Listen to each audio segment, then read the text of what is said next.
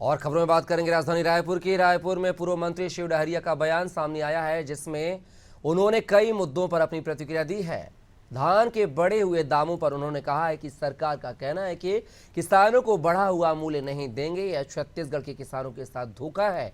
उन्होंने कांग्रेस की गठित समिति को लेकर कहा है कि समीक्षा होगी तो हार के कारणों पर चर्चा होगी, फिर आगे की रणनीति बनेगी। जल्द ही वीरप्पा मोइली भी आएंगे।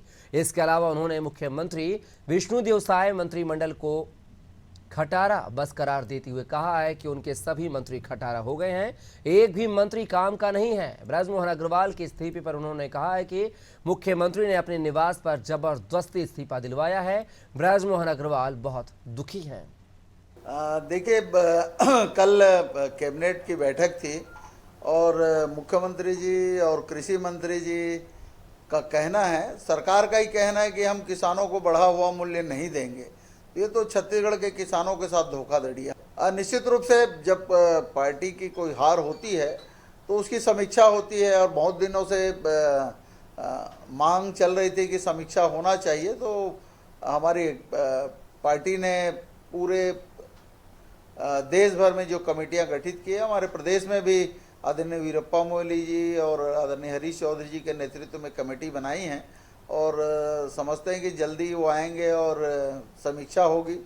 जहाँ तक मंत्रिमंडल विस्तार की बात है, ये भी सुनने में आ रहा है कि 2-3 मंत्रियों को ड्रॉप भी किया जाएगा और 6 महीने के समय में सारे मंत्रियों का काम जो है बिल्कुल खटारा जैसे है। जैसे खटारा बस होती है ना, जो धक्का खा खा के चलती है, उसी तरह से आदरणीय साय जी की मंत्रिमंडल जो है धक्का खा खा के चल रही है।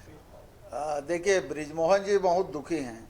वो पहले तो विधानसभा से इस्तीफा नहीं देना चाहते थे, लेकिन उनको ज़बरदस्ती विधानसभा से इस्तीफा दिलवाया गया और वो कह रहे थे कि मैं विधानसभा का सदस्य नहीं होते हुए भी 6 महीने तक तो मंत्री रह ही सकता हूँ। लेकिन ज़बरदस्ती माननीय मुख्यमंत्री जी के घर में ले जाके उनसे दस्तखत करवाया गया। तो बृजमोहन अग्रवाल जी बहुत